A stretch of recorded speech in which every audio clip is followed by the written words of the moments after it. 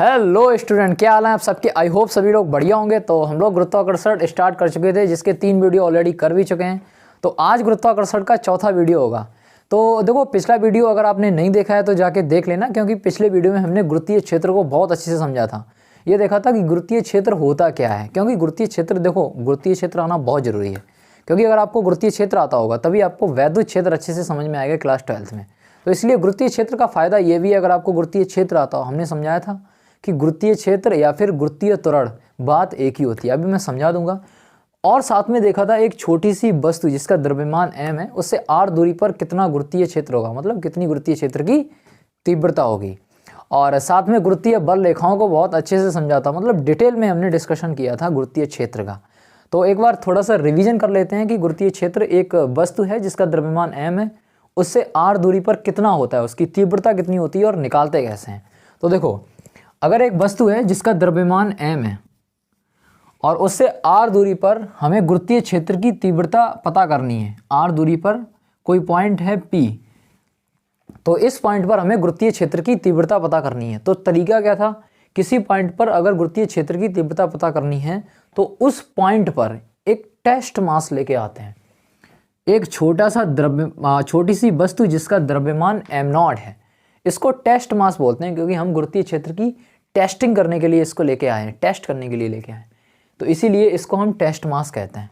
अब देखते हैं कि इस टेस्ट मास पर, इस m वाली वस्तु पर, ये जो वस्तु है ना जिसका द्रव्यमान m है, इस वस्तु की वजह से कितना गुरुत्वाकर्षण बल लगेगा, है ना। तो वो निकाल लेते हैं। जितना ज़्यादा गुरुत्वाकर्षण बल लगेगा उतनी ज़्यादा तीव्रता होगी। तो तीव्रता असल में होती क्या है, गुरुत्वीय क्षेत्र की तीव्रता निकालने के लिए एक फार्मूला होता है F/m0, यानी m0 जो वस्तु है ना, टेस्ट मास है, टेस्ट मास, उस मास पर कितना बल लग रहा है वही होती है गुरुत्वीय क्षेत्र की तीव्रता की माप। फ़ायदा इससे क्या है कि अगर देखो, गुरुत्वीय क्षेत्र की तीव्रता पता होने का फ़ायदा देखो क्या है, अगर किसी पॉइंट पर गुरुत्वीय क्षेत्र की तीव्रता दी है तो आप क्या कर सकते हो, अब m0 तो पता ही होगा, बस गुरुत्वीय क्षेत्र की तीव्रता देने का फ़ायदा ये है कि उस पॉइंट पर आप गुरुत्वाकर्षण बल की वैल्यू निकाल सकते हो। यहाँ से देखो F बराबर क्या आ जाएगा, F बराबर आ जाएगा E × m0, है ना। गुरुत्वीय क्षेत्र के पता होने के बहुत सारे फायदे हैं।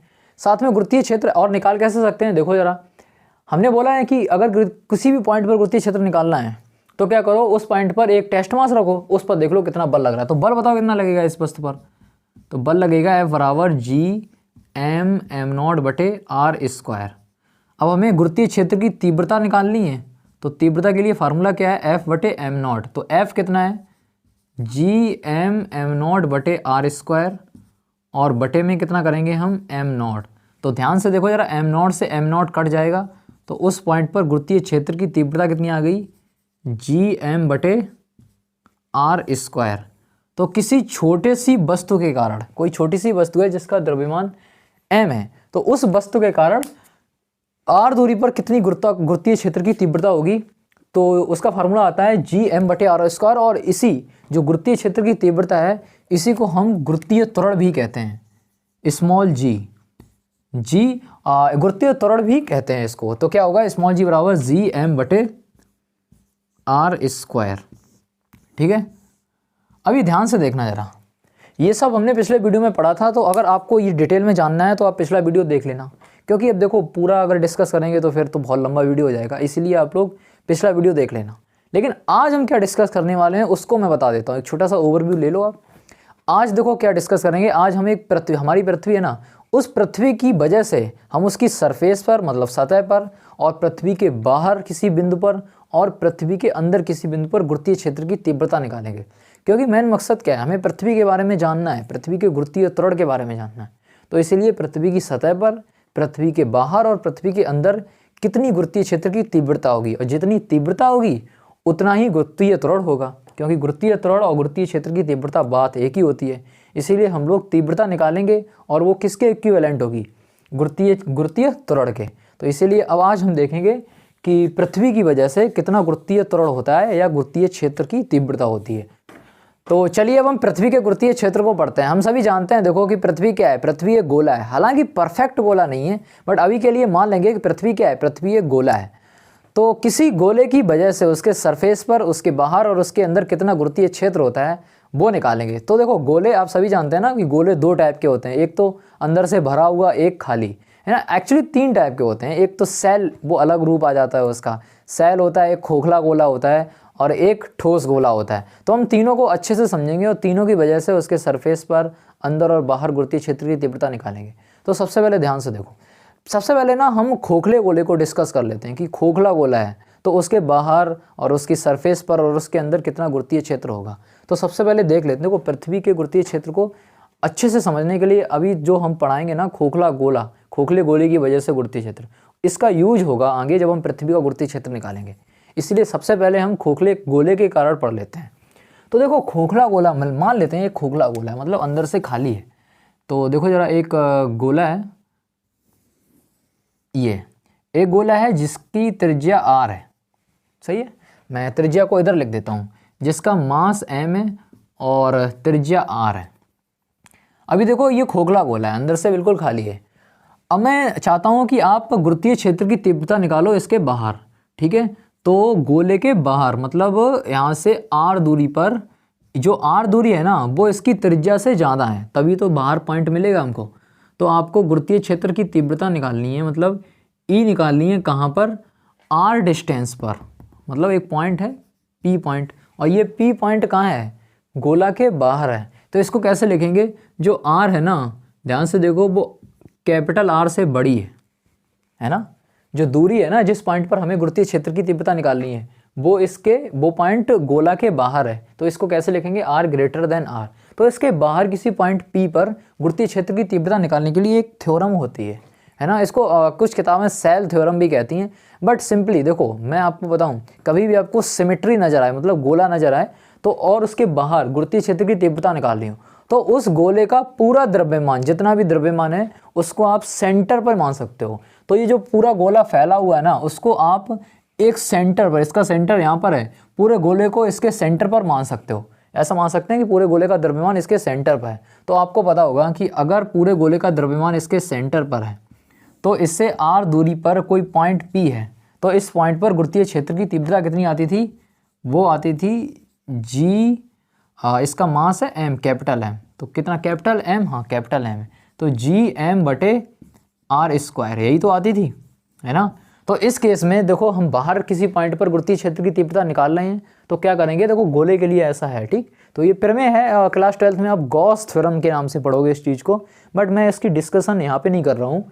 तो देखो अब क्या करेंगे, इसको हम एक सेंटर पे मान लेंगे, तो इस छोटा सा द्रव्यमान बन जाएगा वो, और उसकी वजह से r दूरी पर कितना गुरुत्वीय क्षेत्र होगा, तो वो होगा E बराबर G कैपिटल M बटे R स्क्वायर, ठीक है। तो ये होगा गुरुत्वीय क्षेत्र। तो अभी मैं इसको हटा दे रहा हूँ, मेरे काम की चीज़ ये है। तो खोखले गोले के बाहर कितना गुरुत्वीय क्षेत्र होता है, Gm बटे R स्क्वायर। ये तो बिल्कुल वैसे ही निकला ना, जैसे एक छोटे से पॉइंट मास के लिए उससे r दूरी पर गुरुत्वीय क्षेत्र आता है, वही है। इसके बाद देखो इसकी सरफेस पर, इसकी सतह पर, यहाँ पर, तो सतह पर, अगर सतह पर निकालना है तब भी हम क्या करेंगे, गोले को उसके केंद्र पर मान लेंगे। तो अब की बार दूरी कितनी बचेगी, ये दूरी r होगी, तो इसकी सतह पर ये केस, इसे आप केस फर्स्ट मान सकते हो, केस टू उसकी सतह पर, मतलब गोले की सतह पर, आप लिख लेना गोले की सतह पर गुरुत्वीय क्षेत्र,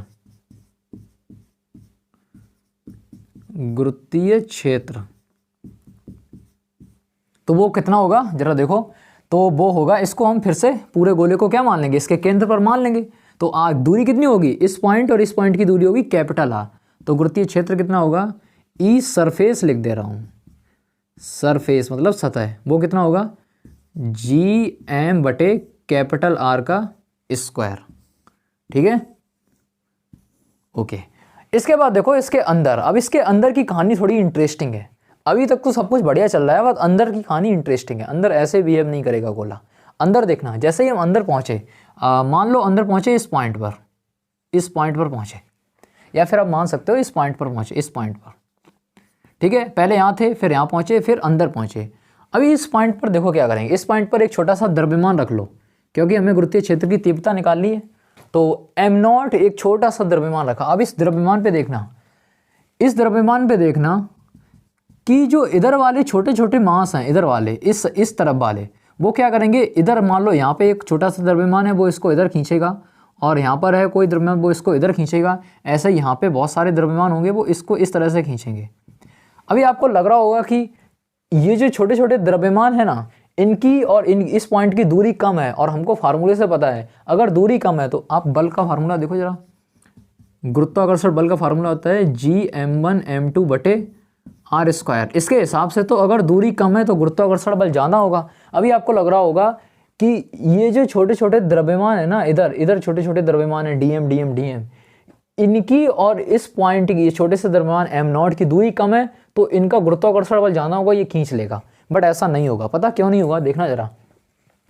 इतने सारे द्रव्यमान जो है ना, इतने, वो इसको इधर खींच रहे होंगे, लेकिन यहाँ से देखो, यहाँ से इतने सारे द्रव्यमान, ये जाना बहुत ज़्यादा वहाँ से, बहुत ज़्यादा।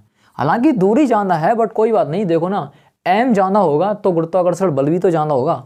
हालांकि दूरी जाना है, लेकिन एक बात देखो, द्रव्यमान भी तो बहुत जाना, बहुत सारी वस्तुएं इसको खींच रही हैं। देखो मतलब एक तरफ क्या है, एक तरफ दो मतलब शक्तिशाली लोग हैं, बहुत ज़्यादा ताकतवर लोग हैं, एक वस्तु को खींच रहे हैं, और एक तरफ कमज़ोर लोग हैं, लेकिन वो कमज़ोर लोग बहुत ज़्यादा हैं, मतलब 15-20 की संख्या में।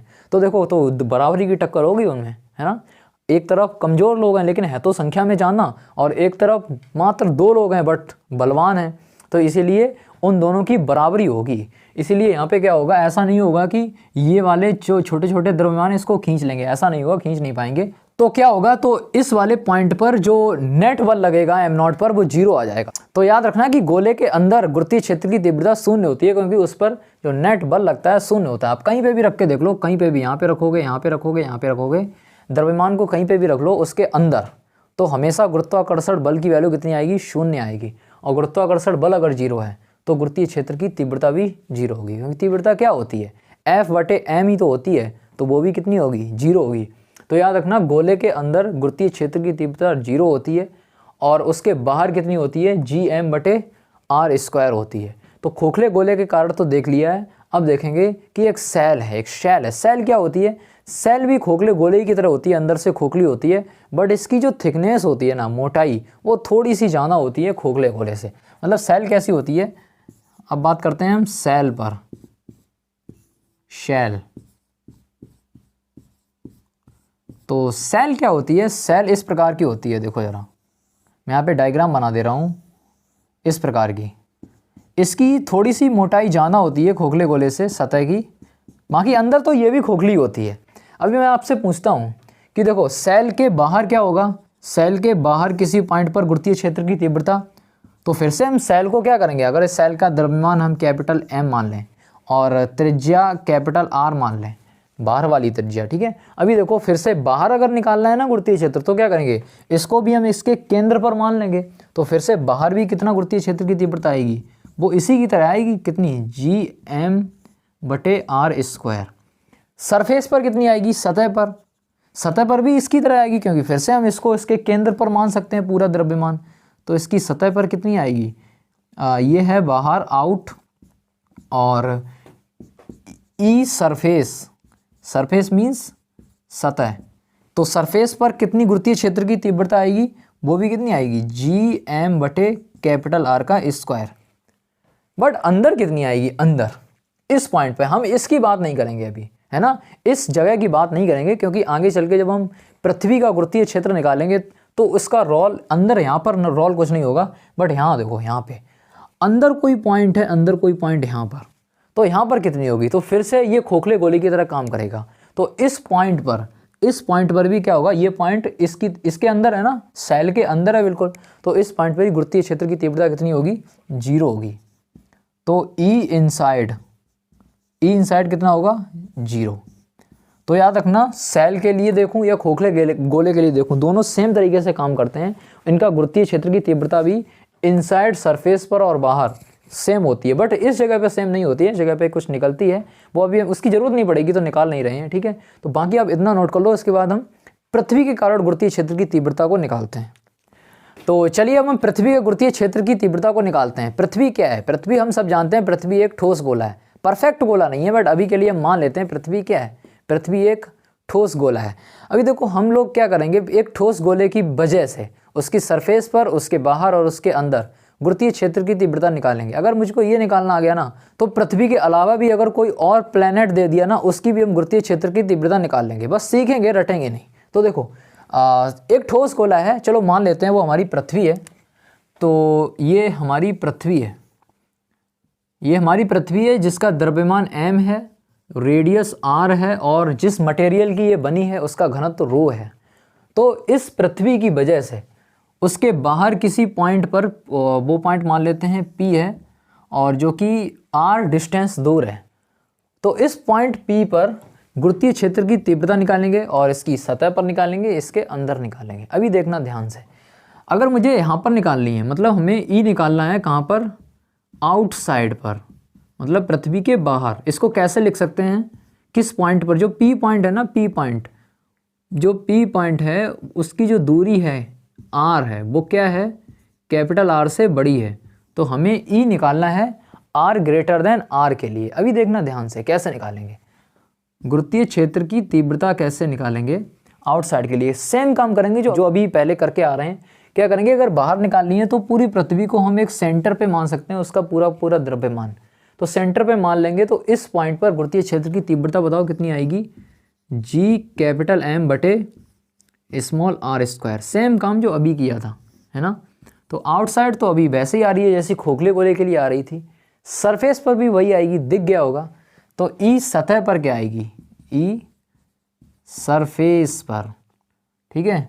सरफेस, सरफेस क्या है, जो हमारी R दूरी है ना, R दूरी वो बराबर है कैपिटल R के।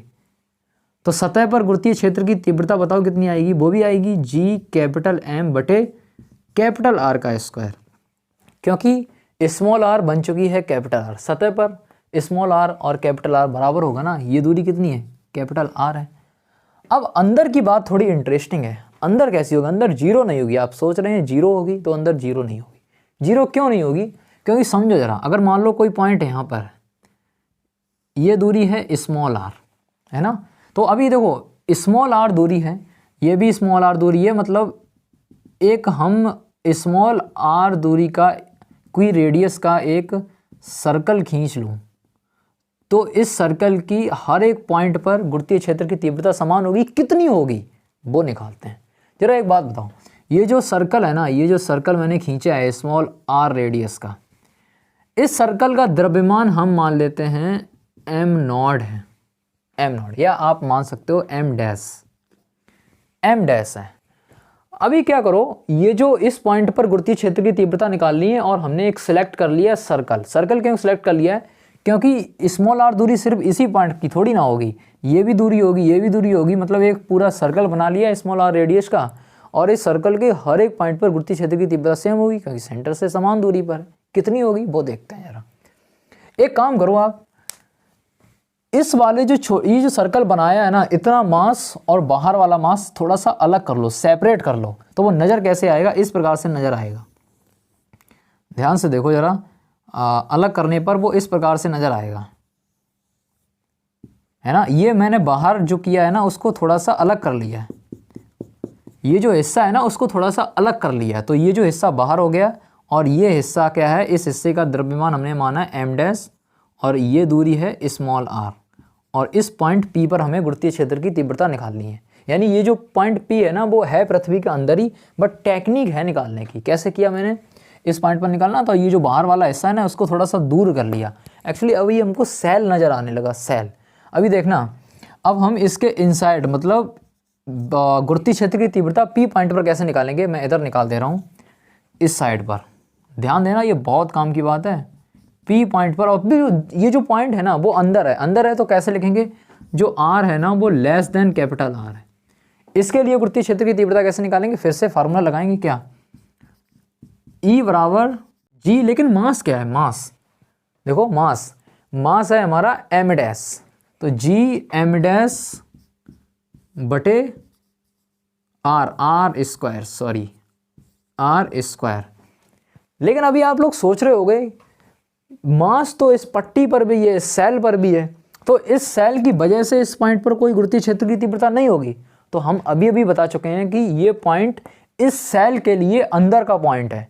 ये जो P पॉइंट है वो इस सेल के लिए अंदर का ही तो पॉइंट है, और एक सेल के अंदर गुरुत्वीय क्षेत्र की तीव्रता कितनी होती है, 0 होती है। तो इसीलिए इस सेल की ये जो पट्टी बनी हुई ना, इसकी वजह से इस पॉइंट पर कोई गुरुत्वीय क्षेत्र की तीव्रता नहीं होगी। टोटल गुरुत्वीय क्षेत्र की तीव्रता होगी इस द्रव्यमान की वजह से। इसलिए सिर्फ हमने G(m)/r² लिखा और कुछ नहीं लिखा, ठीक है। तो अब जरा बताओ कितनी होगी, यहाँ से E बराबर G, इतना द्रव्यमान कितना होगा m', तो आपको पता है, आपको पता होगा रो बराबर घनत्व बराबर क्या होता है, आपको पता होगा घनत्व बराबर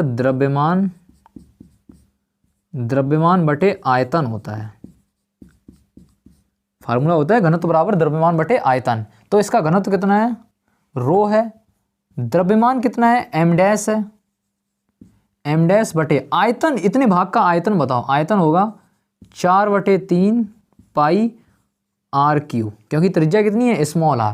तो यहाँ से m' की वैल्यू कितनी होगी, रो में इसका गुणा कर देंगे, m' की जगह पे क्या रखेंगे, रो इंटू 4/3 पाई r³ बटे कितना आएगा, बटे आएगा r²। तो अब जरूर इसको सॉल्व करो, r² से ये क्यूब कट जाएगा, तो E क्या आएगी, E आएगी G रो, और 4/3 को बाहर लिख लूँ, 4/3 G रो पाई r। अब ध्यान से देखो, इतनी चीज़ जो लिखी है ना, इतनी चीज़ वो क्या है, वो कांस्टेंट है यानी फिक्स है। तो यहाँ से देखो E जो आया है वो अनुक्रमानुपाती आया है R के, मतलब पृथ्वी के अंदर जो गुरुत्वीय क्षेत्र की तीव्रता होती है, या यूँ बोलूँ गुरुत्वीय त्वरण, क्योंकि दोनों बातें एक ही होती हैं, गुरुत्वीय क्षेत्र की तीव्रता और गुरुत्वीय त्वरण। अंदर क्या आया है, दूरी के अनुक्रमानुपाती। इसका मतलब क्या है कि अंदर अगर दूर जाएंगे, मतलब R बढ़ेगा तो गुरुत्वीय क्षेत्र की तीव्रता बढ़ेगी, और R अगर घटेगा, पृथ्वी के अंदर की बात हो रही है, पृथ्वी के अंदर अगर R घटेगा मतलब केंद्र की तरफ जाएंगे। ध्यान से देखो, ये इसका मतलब क्या है, इसका मतलब है अंदर की बात है, ये अंदर की बात, पृथ्वी के अंदर की बात। अंदर अगर R कम होगा, मतलब जैसे जैसे पृथ्वी के केंद्र की तरफ जाएंगे वैसे वैसे गुरुत्वीय क्षेत्र की तीव्रता कम होगी, यानी गुरुत्वीय त्वरण की वैल्यू कितनी होगी, कम होगी। इसलिए जब पृथ्वी के अंदर और जाते हैं तो गुरुत्वीय त्वरण कम होता है। और ध्यान से देखो, जब बाहर, अगर मैं बाहर के लिए गुरुत्वीय क्षेत्र की तीव्रता निकाल रहा था, तो देखो G और M फिक्स हैं, तो यहाँ पर जो E है ना वो अनुक्रमानुपाती है 1/r² के। इसका मतलब क्या है, इसका मतलब ये है कि R अगर बढ़ाएंगे, देखो R अगर बढ़ाएंगे यानी कि हम बाहर की तरफ और दूर जाएंगे, तो E कैसा होगा, E मतलब गुरुत्वीय क्षेत्र की तीव्रता या गुरुत्वीय त्वरण। बाहर की तरफ अगर R बढ़ाएंगे तो गुरुत्वीय त्वरण की वैल्यू कम होगी। इसका मतलब क्या है कि अगर पृथ्वी के बाहर हम दूर जाएंगे, मतलब और दूर जाएंगे, तो गुरुत्वीय त्वरण की वैल्यू घटती जाएगी, और अंदर अगर केंद्र की तरफ जाएंगे तब भी गुरुत्वीय क्षेत्र की वैल्यू घटती जाएगी। यहाँ से देखो R कम करेंगे अंदर के लिए तो E भी कम होगा, E मतलब गुरुत्वीय त्वरण, है ना। तो इसीलिए हम बोलते हैं कि जब पृथ्वी के अंदर जाते हैं तब भी गुरुत्वीय त्वरण की वैल्यू कम होती है, और पृथ्वी के बाहर जाते हैं तब भी गुरुत्वीय त्वरण की वैल्यू कम होती है। दोनों तरीके से आप यहाँ पे समझ सकते हो। देखो अंदर E किसके अनुक्रमानुपाती आया है, R के, और यहाँ पर जो बाहर है वो E किसके अनुक्रमानुपाती है, 1/r² के, ठीक है। तो अभी देखो एक और चीज़ हम कर सकते हैं यहाँ पर, ये जो चीज़ लिखी है ना, ये जो फार्मूला लिखा है यहाँ पे, इसको हम थोड़ा एक और तरीके से लिख सकते हैं। कैसे, क्योंकि हमको देखो पता है कि घनत्व बराबर क्या है, द्रव्यमान बटे आयतन। तो पूरी पृथ्वी के लिए जरा बताओ घनत्व कितना है, रो बराबर पूरी पृथ्वी का द्रव्यमान कितना है, M बटे आयतन कितना होगा पूरी पृथ्वी का, 4/3 पाई और R का क्यू। तो रो बराबर क्या आया है, M बटे 4/3 पाई R³। तो रो की वैल्यू यहाँ से उस जगह पे डाल दो। तो देखो यहाँ पे मैं लिख दे रहा हूँ, तो देखो जरा यहाँ पर गुरुत्वीय क्षेत्र की तीव्रता यानी गुरुत्वीय त्वरण कितना आएगा, 4/3 G, और रो की वैल्यू क्या है, M बटे बटे 4/3 पाई R³, और साथ में पाई इंटू R है, पाई इंटू स्मॉल r, सही है। तो देखो 4/3 से 4/3 कट गया, पाई से पाई कट गया, तो यहाँ से गुरुत्वीय क्षेत्र की तीव्रता कितनी आ गई, G(M) स्मॉल r बटे R³, सही है। तो देखो जरा ये चीज़ अभी भी कांस्टेंट ही है, क्योंकि G तो कांस्टेंट होता है, M यानी पृथ्वी का द्रव्यमान वो भी कांस्टेंट है, और पृथ्वी की त्रिज्या भी कांस्टेंट है। तो यहाँ से भी हमको पता चल रहा है E अनुक्रमानुपाती है R के। तो ये पॉइंट जरूर लिख लेना, क्योंकि ये पॉइंट ग्राफ बनाने में हेल्प करेगा। तो याद रखना पृथ्वी के अंदर गुरुत्वीय क्षेत्र की तीव्रता दूरी के अनुक्रमानुपाती होती है, जबकि पृथ्वी के बाहर गुरुत्वीय क्षेत्र की तीव्रता दूरी के वर्ग के व्युत्क्रमानुपाती होती है। ठीक है, तो अभी आप इसको नोट कर लो, उसके बाद हम लोग ग्राफ बनाते हैं इसका। तो देखो अब ग्राफ बना लेते हैं खोखले गोले के लिए गुरुत्वीय क्षेत्र की तीव्रता का, और ठोस गोले के लिए यानी पृथ्वी के लिए गुरुत्वीय क्षेत्र की तीव्रता का ग्राफ कैसे ड्रॉ करेंगे। सबसे पहले खोखले गोले के लिए करते हैं। तो हमको पता है कि खोखले गोले के बाहर गुरुत्वीय क्षेत्र की तीव्रता आती है Gm/r², और सतह पर आती है वो भी आती है Gm/R², और अंदर कितनी आती है, 0 आती है। तो देखो जरा ग्राफ कैसे ड्रॉ करेंगे हम। ग्राफ खींचेंगे इसका इस तरह से, एक्स अक्ष पर मानेंगे हम दूरी कि जैसे जैसे हम दूर जा रहे हैं, और वाई अक्ष पर मानेंगे हम गुरुत्वीय क्षेत्र की तीव्रता। ठीक है, अभी देखो अंदर कितनी है, जैसे कि मान लो ये हमारा गोला है, ध्यान देना ये हमारा क्या है, ये हमारा गोला है जिसकी रेडियस R है। इसके अंदर चलूँगा, ये रेडियस कितनी है, R है, तो इसके अंदर गुरुत्वीय क्षेत्र की तीव्रता 0 रहेगी। मतलब यहाँ से R दूरी तक चले तो गुरुत्वीय क्षेत्र की तीव्रता कितनी है, देखो वाई अक्ष में ये कहीं नहीं जाएगा क्योंकि 0 है। लेकिन जैसे ही बाहर निकले, सतह पर निकले, तुरंत कितनी हो गई, Gm/r² एकदम से बढ़ गई। तो Gm/r² मान लो इस पॉइंट पर होगी। ठीक है, इस पॉइंट पर क्या होगी, सतह पर कितनी होगी, जैसे ही बाहर निकले सतह पर कितनी होगी, Gm/r²।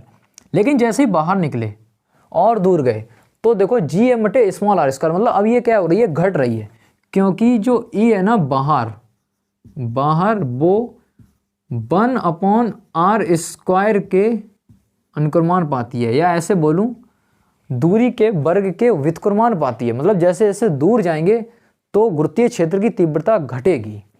तो कैसे होगा, इसका ग्राफ बनेगा इस तरह से, कुछ हाइपरबोला टाइप का। ठीक है, तो ये बन गया, ये ग्राफ है। देखो ध्यान से देखना, ये ग्राफ है, पहले इतना है यहाँ तक, फिर एकदम से यहाँ से ऐसा ग्राफ है।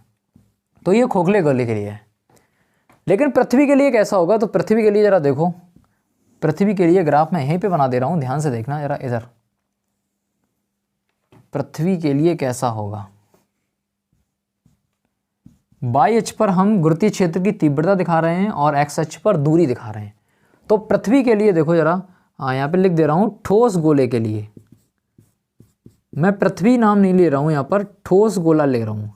ठोस गोले के लिए, कैसा भी ठोस गोला हो सबके लिए सेम ग्राफ बनेगा। तो ठोस गोले के लिए क्या होगा, आपको पता होगा, ठोस गोले के लिए बाहर गुरुत्वीय क्षेत्र की तीव्रता अभी भी Gm/r² होती है, और इसकी सतह पर भी कितनी होती है, सतह पर भी सेम होती है Gm/R²। बट इसके अंदर कितनी होती है, जो अंदर होती है वो देखो, हमें अंदर अनुक्रमानुपाती देखो किसके, जो E अंदर की तरफ होती है वो अनुक्रमानुपाती होती है R के, मतलब दूरी के अनुक्रमानुपाती होती है ना, अभी देखा था हमने। और बाहर क्या है, दूरी के वर्ग के व्युत्क्रमानुपाती है, सरफेस पर भी है। तो जरा देखो, ये हमारी पृथ्वी है, ये हमारी पृथ्वी है, और पृथ्वी के अंदर मतलब R दूरी तक, ये दूरी कितनी है, R। तो पृथ्वी के अंदर R दूरी पर गुरुत्वीय क्षेत्र की तीव्रता कैसी होगी, बिल्कुल R के अनुक्रमानुपाती है ना। तो सरल रेखा ग्राफ बनेगा यहाँ से यहाँ तक, स्ट्रेट लाइन, सही है, कहाँ तक, R दूरी तक। लेकिन जैसे ही हम सरफेस पर पहुँचेंगे, R दूरी पर जस्ट यहाँ पे पहुँचेंगे, वैसे ही देखो दूरी के वर्ग के व्युत्क्रमानुपाती आ गई। तो ग्राफ यहाँ से स्टार्ट होगा और इस तरह का बनेगा। ठीक है, तो आप ये ग्राफ नोट कर लो, काम आते हैं, कभी कभी पूछ लेते हैं। तो देखो आप इसके क्वेश्चंस और कर लेते हैं, पहले आप इतना नोट कर लो। तो देखो अब ये क्वेश्चन ले लेते हैं। क्वेश्चन क्या है कि अगर पृथ्वी एक ऐसे पदार्थ की बनी होती जिसका सापेक्ष घनत्व 11.3 है, तब इसकी सतह पर गुरुत्वीय त्वरण की वैल्यू क्या होती, ये हमको निकालना है ना। और आपको पृथ्वी की त्रिज्या दे रखी है, पृथ्वी की त्रिज्या दे है 6.4 × 10⁶ मीटर। तो चलिए सॉल्व करते हैं इसको। कैसे होगा कि आपको सरफेस पर गुरुत्वीय त्वरण की वैल्यू, गुरुत्वीय त्वरण बोलूँ या फिर गुरुत्वीय क्षेत्र की तीव्रता बोलूँ, बात एक ही है, तो सरफेस पर निकालनी है। तो चलिए मान लेते हैं ये हमारी पृथ्वी है, और पृथ्वी का सापेक्ष घनत्व कितना दिया है, 11.3, और इसकी त्रिज्या कितनी दी है, इसकी त्रिज्या है हमारे पास 6.4 इंटू 10⁻6 मीटर। तो आपको इसकी सतह पर गुरुत्वीय त्वरण निकालना है, गुरुत्वीय त्वरण निकालना है या बोलूँ गुरुत्वीय क्षेत्र की तीव्रता, दोनों बातें में।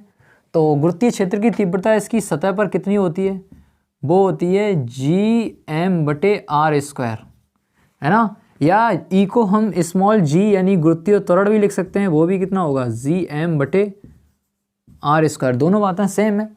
तो ज़रा एक बात बताओ, अभी एक काम करते हैं, g बराबर, इसको कैपिटल G को अभी ऐसा ही रहते हैं, इसके बाद इसको देखो, ये जो m है ना मास, तो आपको अभी अभी फार्मूला लिखा था कि द्रव्यमान, एक मिनट, घनत्व, हाँ यस घनत्व, घनत्व बराबर क्या होता है, वो होता है द्रव्यमान बटे आयतन, और घनत्व क्या है, रो। तो यहाँ पर अगर m की वैल्यू लिखना चाहें तो क्या लिख सकते हैं, m की जगह पे रो इंटू, ये घनत्व क्या है, रो है ना, तो रो इंटू वी लिख सकते हैं। तो m की जगह पे लिख सकते हैं रो इंटू वी बटे r², सही है। तो ज़रा देखो g बराबर, इसकी वैल्यू पता है, इसकी वैल्यू कितनी होती है 6.67 इंटू 10⁻11, और रो की वैल्यू कितनी है 11.3, और आयतन कितना होगा 4/3 पाई की वैल्यू, अभी पाई की वैल्यू डाल दो 22/7,